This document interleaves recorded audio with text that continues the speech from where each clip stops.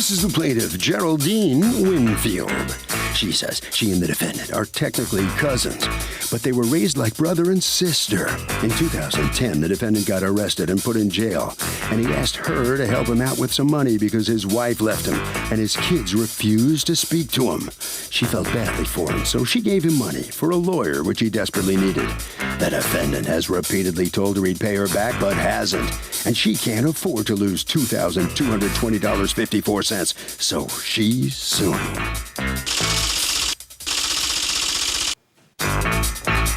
This is the defendant, Warren Winfield. He says he told the plaintiff, who he considers a sister, he wouldn't be able to pay her back because he was playing Mr. Mom for the last 18 years and was paying child support. The plaintiff told him, don't worry about the money, but got mad at him when he got out of jail and started to spend a lot of time with his new girlfriend. Now, all of a sudden, she's saying he owes her for the gift she gave him? Come on, that's not right. He's accused of fouling up a family.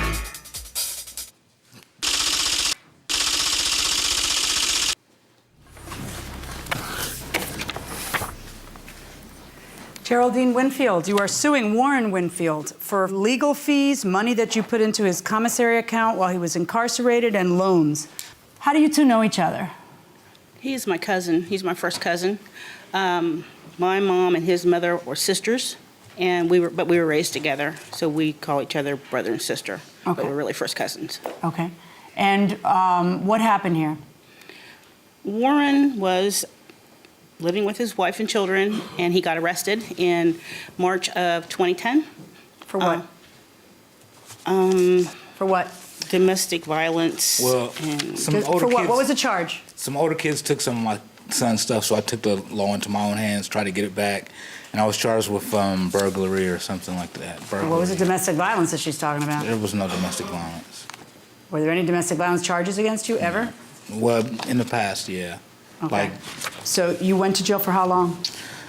They sent me to a program. I had to go to jail for a little while, and then they sent me to this place called CBC. Halfway house? It's like a behavioral anger management therapy type thing place. All right. So did you have a lawyer? Not for my, I had a court-appointed lawyer. She got me a lawyer for my divorce. Oh, and she paid for the lawyer? Yes. All right. And are you supposed to pay her back? I tried to explain to her at the time that I never really had a career. You know, I was married. I was a Mr. Mom.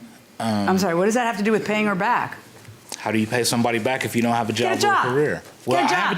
I have a job now. I've been at the same job for 3 years. Yeah, then you pay her back. Why is it so complicated? Right. Well, the plan was that, you know, well, you can paint the garage, or you can do this around the house, or you can help me do that. Well, did you do any of that after you got out of jail? No, I didn't. Oh, okay. All right, so she says that she forwarded your way numerous things for the commissary. There's a sum that she sent to say, is it true that she was sending all the money to you during the time that you were there? She's very good at bookkeeping and stuff, so I don't doubt it. So what's your defense? I had to start looking for a career, try to develop a career. So I started working at this place for 2 days a week because I had to take these classes. As soon as I finished, what was that? The classes? Yeah. They were like aftercare for like anger management, drug Okay, other things that you still had to do. Okay. Yeah. So as soon as I got finished with the classes, I got hired on at the job for What 5 kind of days work? a week. It's driving. It was driving basically. Okay. So I did that for 2 years, and I just got promoted to. Wait, 2 years. When did you get out of jail? 2011. I'm sorry. Wait, so it's been 3 years? How much have you paid her back of any of the money that she put into your issues? Well, I just felt like I needed more time. How much more time do you need? Because it's been 3 years, pal.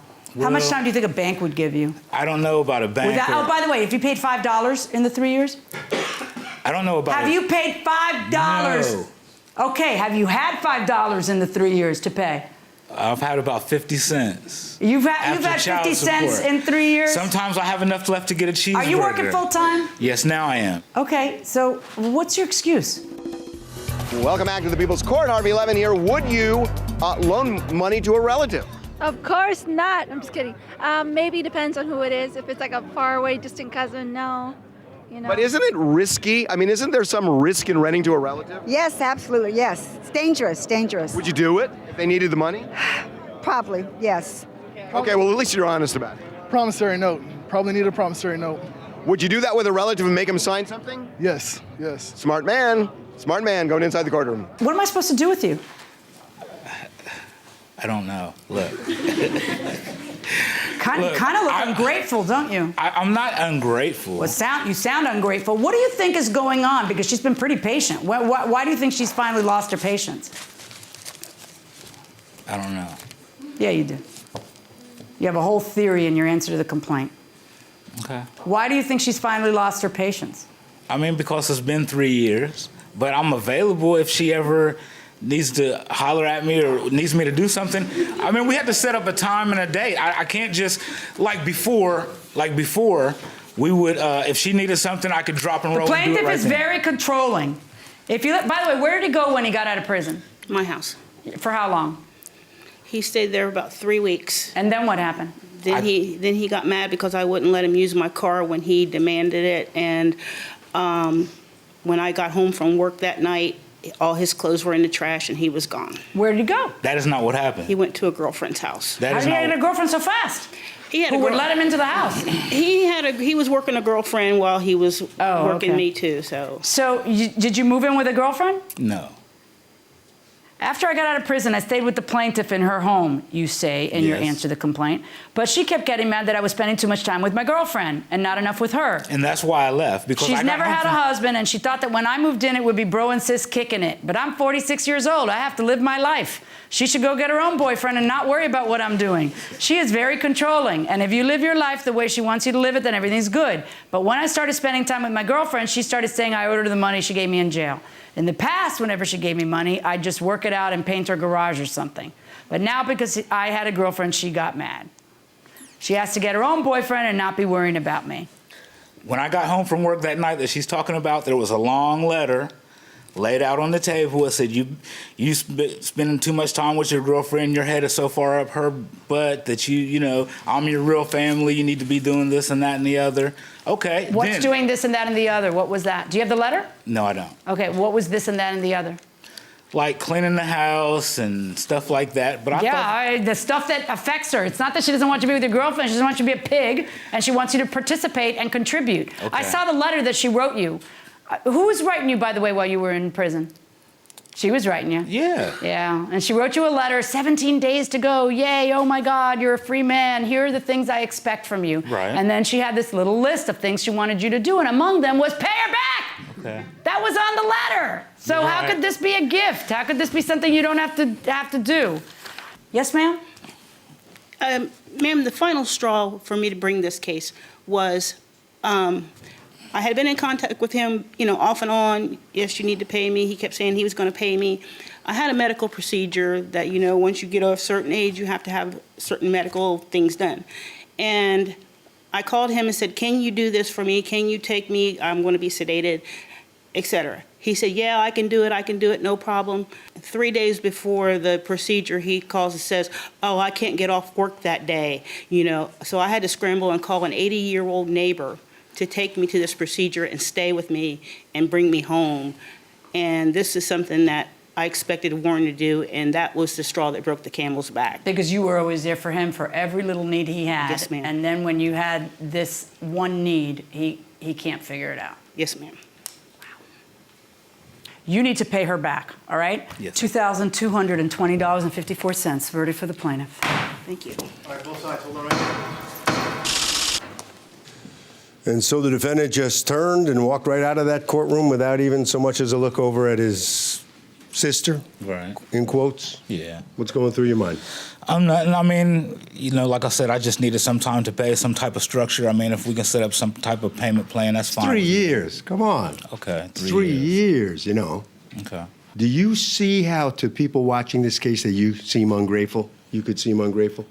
I could see that, but they don't know what's going on. I told her that anytime she wanted something done around the house, that was the first deal that we had set up for the money is, okay, you need something done, call me. She never called. She never set up no time. All right. Okay. All right. We set up a time for you to sign your documents right now. All right, so come on in here. What are you thinking here coming out of this? I just think it's very sad. That's How would you describe that attitude? ungrateful, spoiled. Maybe you expect more from your relationship as brother and sister than he expects out of it. I guess. You think? Yeah, I think. You do? Yes. All right, Harvey. Okay, Kurt, the defendant is the walking version of the oldest story in the book. I can't pay now, I'll pay next week. After 3 years, here's the deal. The guy is just not telling the truth. That will do it for this case. Litigants for the next case on the way into the courtroom right now.